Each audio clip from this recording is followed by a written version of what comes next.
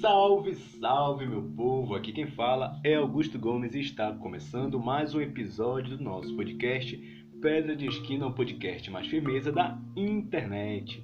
Episódio 49º, também conhecido como episódio 49, que na verdade já estava feito o roteiro para esse episódio antes de acontecer um incidente na minha casa e eu precisei mudar um pouco o roteiro, mas seguindo a mesma temática.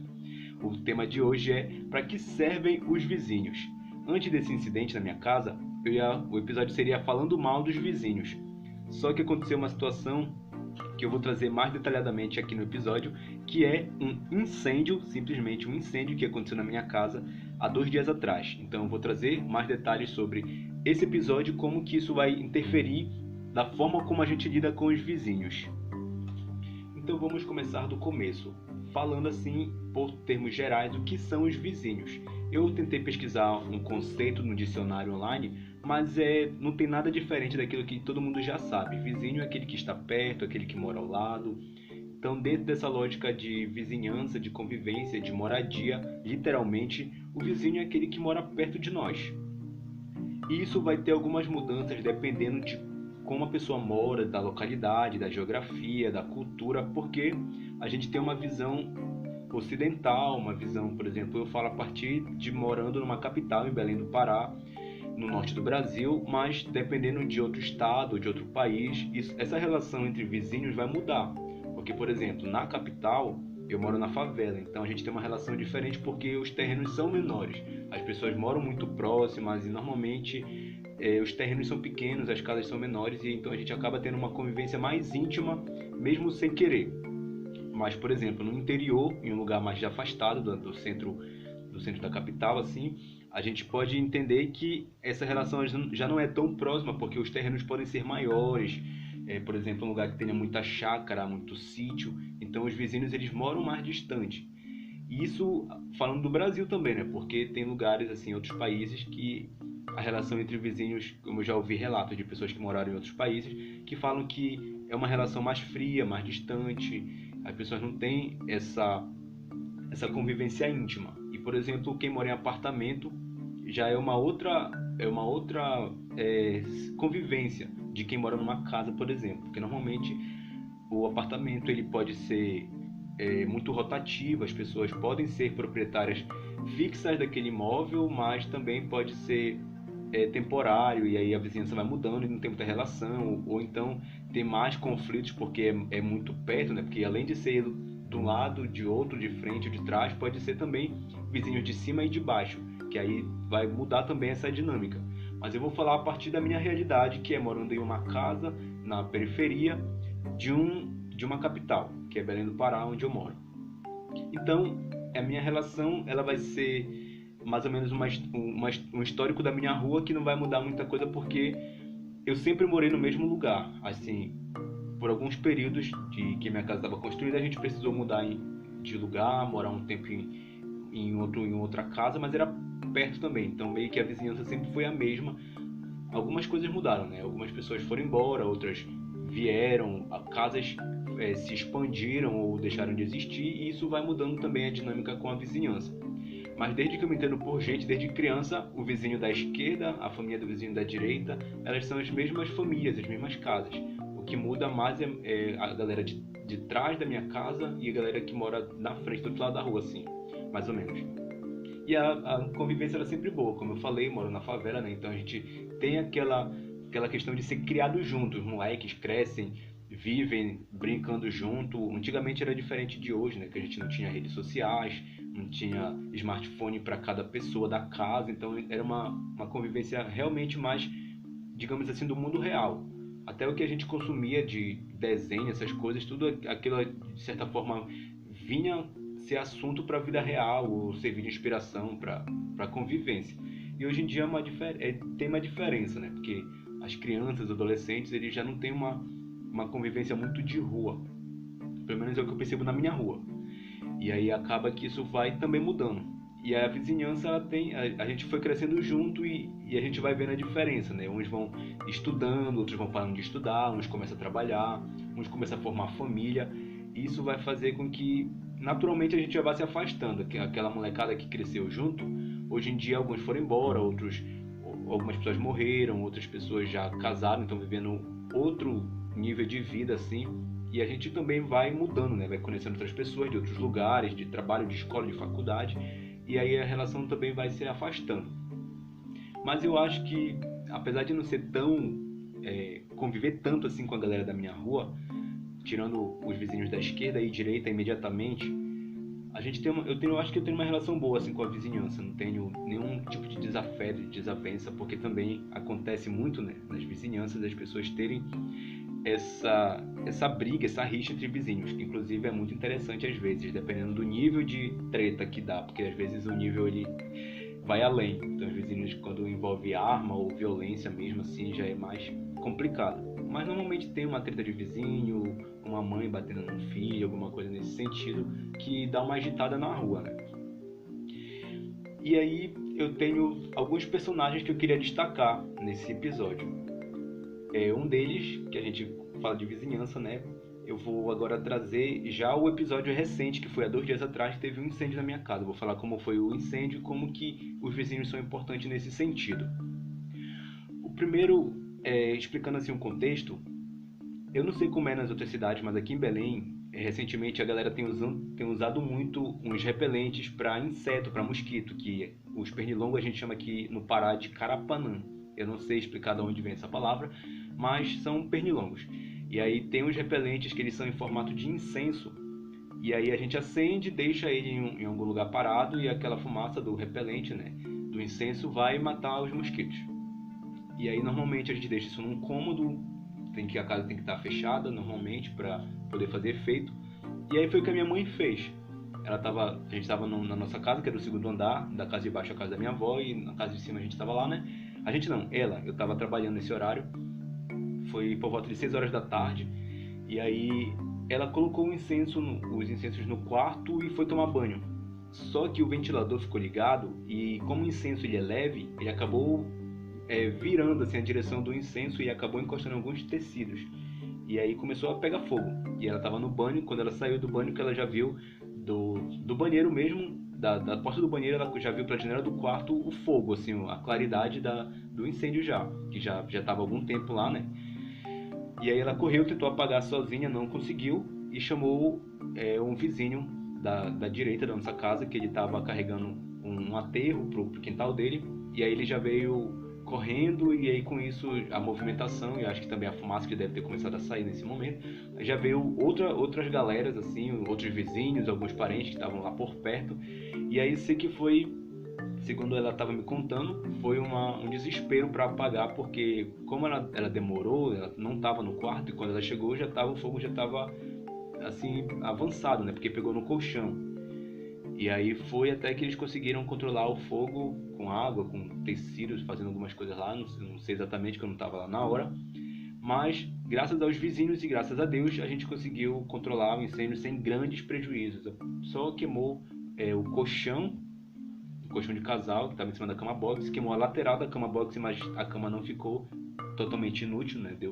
Dá para usar ainda, só queimou parte do estofado que fica pelo lado. Estilhaçou uma janela que estava em cima da cama, que fica em cima da cama, assim, da parede, e manchou assim a parede também, né? Queimou alguns tecidos que estavam em cima da cama também, né? Só o travesseiro, essas coisas. E aí, mas de resto não se espalhou pelos outros cômodos e sobrevivemos. Então, fica aqui o registro público de gratidão aos vizinhos e aos parentes que estavam lá, que ajudaram nessa situação. Graças a Deus não teve nada demais. E normalmente os vizinhos eles podem também servir para isso. Então, já começando a responder para que servem os vizinhos para dar socorro, suporte em algumas situações.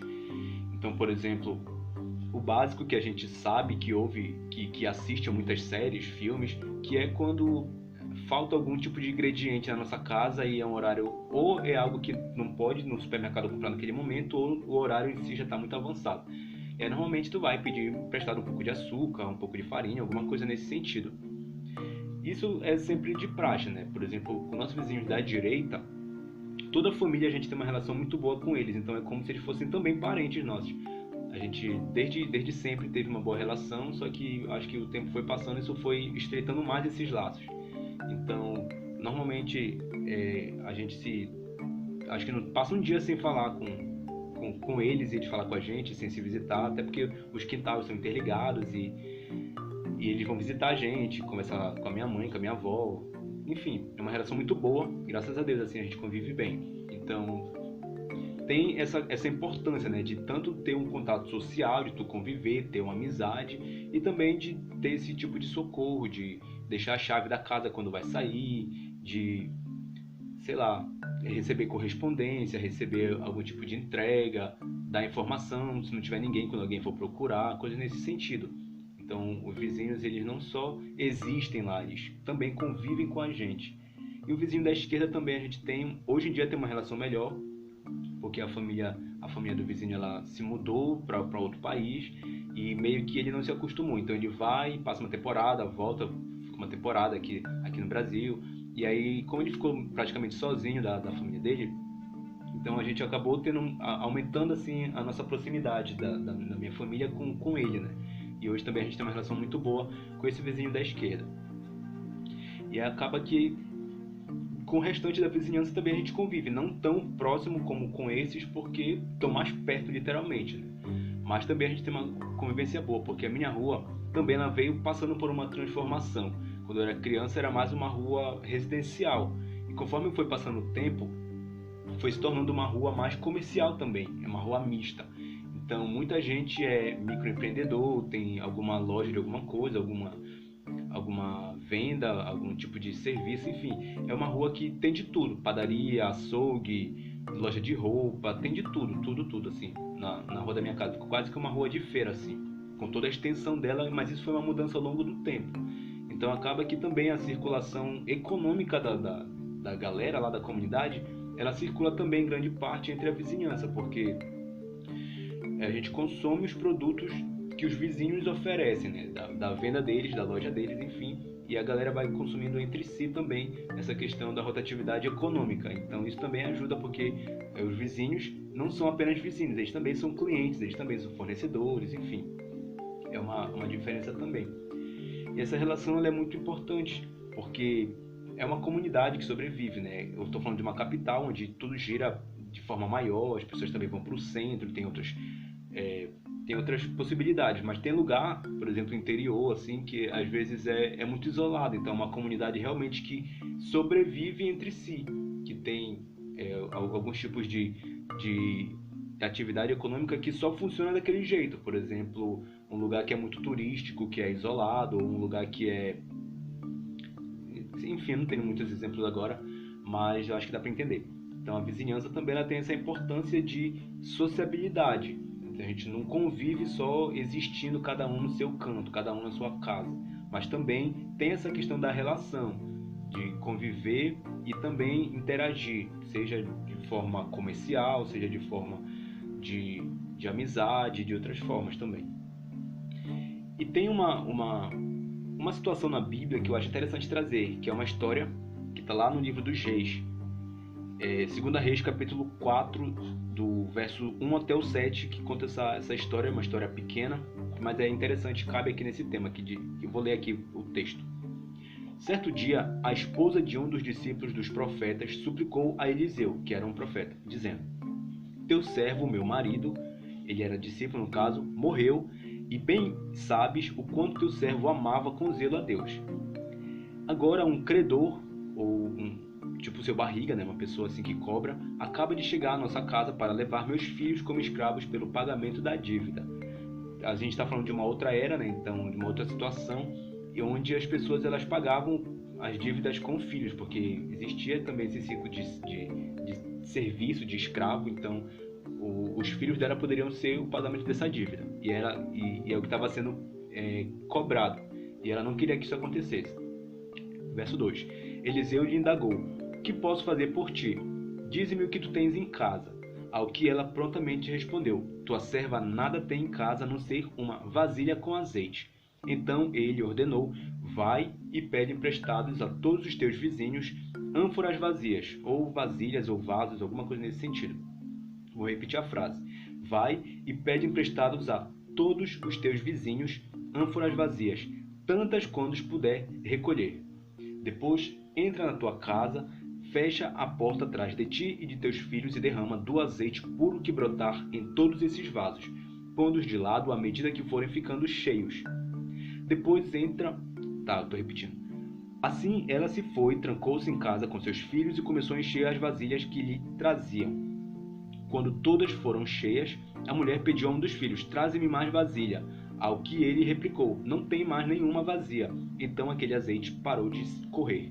Em seguida ela saiu e contou tudo o que se passava ao homem de Deus, que lhe orientou dizendo: pois agora vai, vende esse óleo puro, paga todas as tuas dívidas e viverás em paz, tu e teus filhos, do que resta da venda. Então a gente está vendo aqui a história que na verdade foi um milagre, né? Uma pessoa que estava endividada, não tinha de onde tirar o sustento para pagar, para sobreviver e para pagar aquela dívida, porque era uma dívida alta e o marido dela tinha morrido, ela era uma viúva, tinha 2 filhos.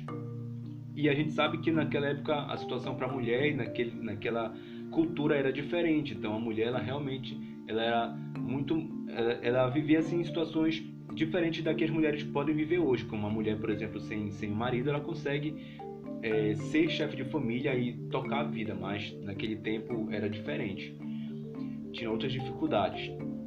E aí Deus ele faz esse milagre e ela precisou dos vizinhos para ter esse milagre, porque se ela fosse contar só com as vasilhas, com as Tupperware que ela tinha na casa dela, o milagre seria menor e talvez não desse certo, porque para ela ter um empreendimento, né, como ela passou a vender óleo, vender azeite, ela não poderia ter o suficiente para armazenar. Então, emprestando essas vasilhas dos vizinhos, ela teve mais espaço para guardar mais produto para ela vender, no caso. Só também ela nem sabia que seria para isso, né?